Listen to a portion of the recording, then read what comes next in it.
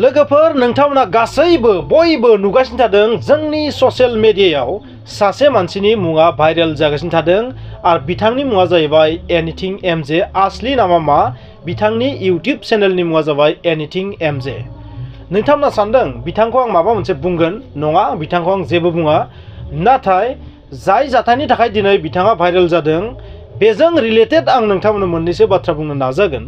जोंनि दुलाराय बर' फरायसा आफाद एबसुआ जा मोनसे स्टेप लादों, जा मोनसे ड्राग्सआ मोनसे गाज्रि मुवा होननानै एस्टाब्लिश खालामनो नाजादों, बेनि सायाव आं जेबो बुङा। बा एनिथिं एमजेआ जाबायदि बिथाङा गावनि चेनेलनि गेजेरजों जाय बाथ्राखौ बुंनानै दिनै एबसुफोरखौ दुखु होदों बेखौबो आं बुङा।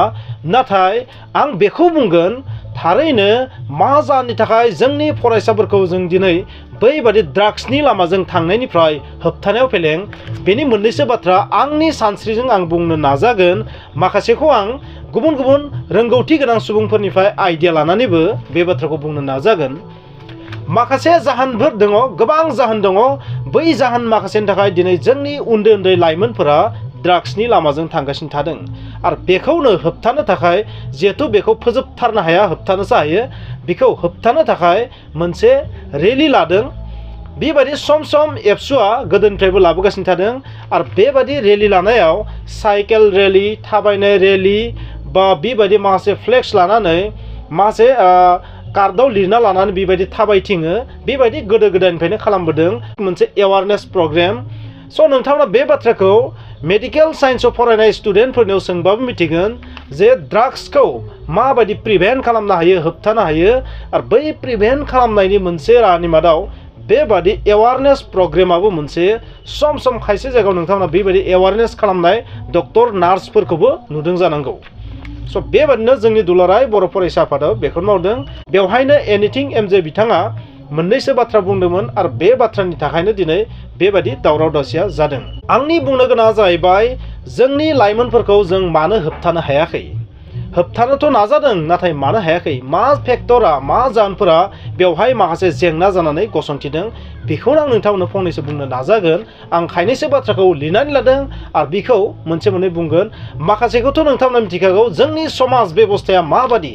बै समाज बेबस्थायानो जाबाय सबसे गिदिर दायनिगिरि। जोंनि समाज बेबस्थायाव ड्राग्स इउज खालामग्रा लाइमोनफोरखौ होबथानाया इम्पसिबल बायदि जादों। जोंनि जि समाज बेबस्था बेयो ओरैबायदि गोग्लैसोनाय, बेबादि समाज बेबस्थायाव ड्राग्स इउज खालामग्रा लाइमोनफोरखौ खमायनायनि सोलाय बांनायसो नोंथांमोना नुगोन। मानोना जोंनि जि सिस्टेम, समाज बेबस्था, बेनो जाबाय ड्राग्सखौ जानो बाहायनो चान्स होयो। स' बेबादि जाहोनखौथ' बुंनानै लाब गैया नालाय, थेवब्लाबो आं नोंथांमोननो खिन्थानो नाजागोन खायसे खायसे बाथ्राखौ। जोंनि लाइमोनफोरा ड्राग्स बाहायनायनि मोनसे जाहोननि मादाव, माखासे जाहोननि मादाव मोनसे जाहोना जाबाय गावनि जि खमनिया लोगोफोर, समान लोगोफोर, बैसोरनि प्रेसारनि थाखाय। हमना ला, बिनि सोरबा सासे लोगोआ एसे सिनियरा जुदि ड्राग्स बाहायफेरबायबा, बै सिनियरजों गोरोबफानो थाखाय, मिलायनो थाखाय, बियो बै लोगोखौ नागारनो हायैनि थाखाय, बिजों इकुवेल स्टेटासाव थानो थाखाय, बिजों समान समानै थाफानो थाखाय मा खालामो? ड्राग्सखौ इउज खालामो। बेबादि इउज खालामनायानो उनाव मा जायो? एडिक्टेड जायो। अब्ला बेखौ होबथानाया गोब्राब जायो। आरो बेबादि खामानियाव जोङो होबथानायाव फेलें। बेबादि लोगोफोरनि पियार होनना बुङो ना, PWR, पियार प्रेसार, बै लोगोफोरनि मोनसे नारसिननायाव बा लोगोफोरजों समान स्टेटासाव थांनो थाखायनो मा जाहैयो? बेबादि बाहायो। आरो बेखौ होबथानायाव जों फेलें। जोंनि न'खरानो जा, जोंनि समाजानो जा, जोंनि फरायसालियानो जा, जोंनि गोरों गोरायानो जा, जों बेनि थाखाय जेबो स्टेप लायाखै, जायनि जाउनाव बिसोरखौ जोङो होबथानायाव फेलें जादों। आरोबाव मोनसेया जाहैबाय मा? ड्राग्स बाहायग्रा लोगोफोरनिफ्राय गोजानाव थानायनि हुदा जोंनियाव गैया। आरो बेबादि हुदा सोरजिनायाव जोंनि गासैबो न'खर, फोरोंगिरि, समाजा मा? फेलें जादों। आरोबाव ड्राग्स इउज खालामि न'खर, जोंनि न'खराव नोंथांमोना नुगोन सासेबाबो बबेबा निसा बाहायग्रा सासेबाबो सुबुं थायो जोंनि न'खराव। बेबादि मोनसे न'खराव जुदि सासे नङा सासे निसा बाहायग्रा सुबुं जुदि थायोबा, बै न'खराव बे गावनि गथ' गथायखौ माबोरै बोसोन होगोन जे ड्राग्स इउज खालामनाङा, निसा इउज खालामनाङा, सादा जानाङा, सिगारेट सोबनाङा, बिरि सोबनाङा, भां सोबनाङा, बेबादि बाथ्राखौ नोंथांमोना बोरै बुंनो हानो?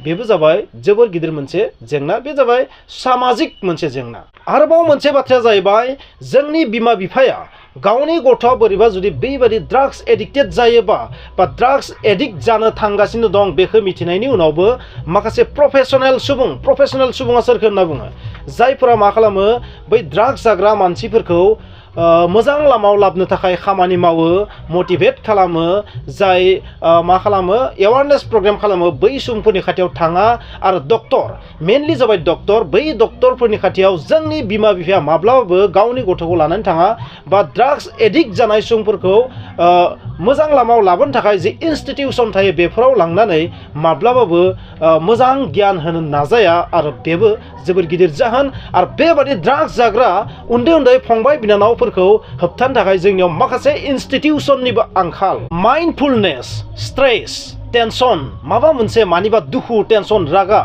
बैबादि थासारियाव जोंनि लाइमोनफोरा गोबां समाव थायो आरो बेखौ होबथानो थाखाय जोंनि बिमा बिफाया माबा मोनसे स्टेप लादों बेखौ नोंथाङा माब्लाबो नुफेराखै स' नोंथांनि गथ' गथाया मा जानो हागौ मोनसे स्ट्रेसआव थानो हागौ मोनसे टेनसनाव थानो हागौ मोनसे ओरैबायदि थासारियाव थानो हागौ माने लाजिनाय लोगोफोरजों थांफानो गावखौनो माने डाउन मोननाय सिङाव मोननाय गाहायाव मोननाय बेबायदि मोनसे इम्परटेन्ट नङि माखासे जेबो गोनांथि गैयै स्ट्रेसआव भुगिनो हागौ आरो बेफोरखौ होबथानायाव जोंनि बिमा बिफाया फेलें मानोना जोंनि बिमा बिफाया बै गथ'आ मा कन्डिसनाव दङ मा साइक'लजिकेल प्रब्लेमाव गोलैदों बिनियाव साइकाट्रिकनियाव लांनो गोनां जादों नामा जेब्ला 15, 14, 16 बेबायदि बैसो जायो बै समाव माखासे मेन्टेलि टर्चार जायो गुबुना होआबाबो मा जायो गावनो मोनसे साननाय फैयो जे आं मानो ओरै आं मानो एसेबां गाहायाव आं मानो गुबुननि रुजुनायाव मानो बेबायदि आं मानो आंनि स्टेटासा मानो एसेबां डाउन आंखौ मानो रावबो खातिर खालामा बायदिसिना बेबायदि मोनसे जेबो गोनांथि गैयै सानस्रियाव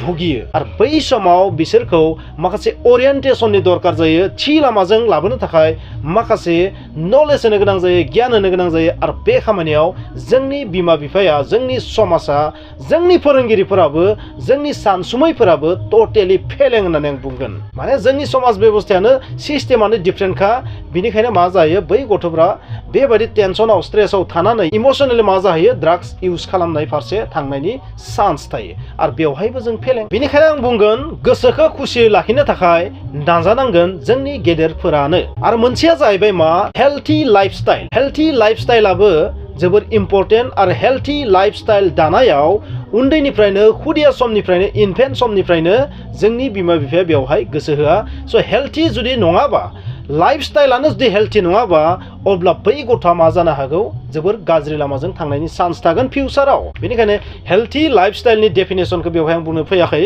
हेल्थि लाइफस्टाइला जोबोर गोथौ ओंथि गोनां मोनसे वार्ड बा सेन्टेन्स बेनिखायनो हेल्थि लाइफस्टाइल खालामनो नाजानायाबो जोंनि थाखाय जोबोर गोनां आरो बे खामानियाव जोङो अरायबो फेलें जागासिनो थानायखौ जों नुनो मोनो आरोबाव जोंनियाव मोनसेबाव गोरोन्थि दङ बे गोरोन्थिया जाहैबाय जोंनि गथ' गथायफोरखौ मोजां हेबिटफोरखौ कपि खालामनाय मोजां आखुफोरखौ आखलफोरखौ स्वभाब चरित्रफोरखौ सोलोंहोनाय लाहोनाय जे नायहोनानै आमुकनि हुदाया ओरै आमुक मानसिनि हुदाया ओरै मोजां मानसिनि मोजां हुदाफोरखौ कपि खालामनो बिखौ सोलोंनो बिखौ उन सोलोंनो थाखाय थिननायाव जों फेलें जों गावखौनो बुंनांगोन फेलें जायनि जाउनावबो गथ'फोरा मा मोजां हुदाखौ सोलोंनानै लानो हाया फिसानिफ्रायनो आरो देरनानै हरखाब जुदि गाज्रि मानसि लोगो मोनोबा बैबायदि ड्राग्स इउज खालामग्रा गाज्रि खामानि मावग्रा सुबुंखौ लोगो मोनबा हरखाब बैखौसो मा खालामो कपि खालामो मानोना बियो मोजां आरो गाज्रिनि जे डिफारेन्स बेखौ सिनायनायाव फेलें जायो जोंनि जि सोलोंथाइ खान्थि बे सोलोंथाइ खान्थियाव नोंथांमोनखौ मोनसे बाथ्रा बुंगोन जोंनि स्कुलनि बिजाबाव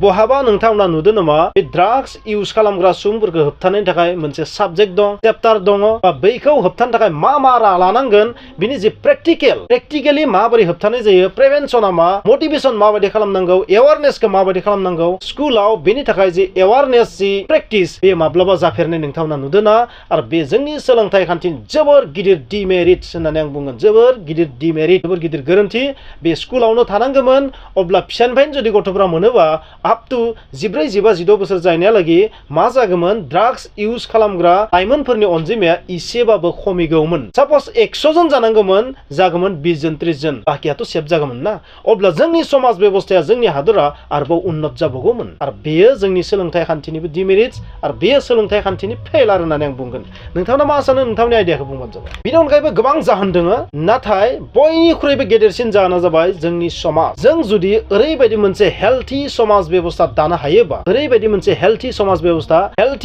बेबस्थाखौ नोंथांमोन आं बेवहाय बुजायनानै होनो हाया। हेल्थि समाज बेबस्था माने आंनि राव ओरैबायदि जागोन जाय समाज बेबस्थायाव सासेबो मानसियानो फराय गैया, जाय समाज बेबस्थायाव साफ्रोमबो मानसियानो साइन्टिफिक नलेज गोनां, साइन्टिफिक माने साइन्सनि नलेज गोनांखाय आङो बेवहाय साइन्टिफिक समाज, साइन्स बेस्ड समाज, बै बेस्ट समाजफोरासो मा जानो हागोन, जाय समाजाव ओरैबायदि आयेन कानुन नियम निति दं गामियाव जे साफ्रोमबो लाइमोना बै नियम नितिखौ पालन खालामनानै सोलिथारनांगोन।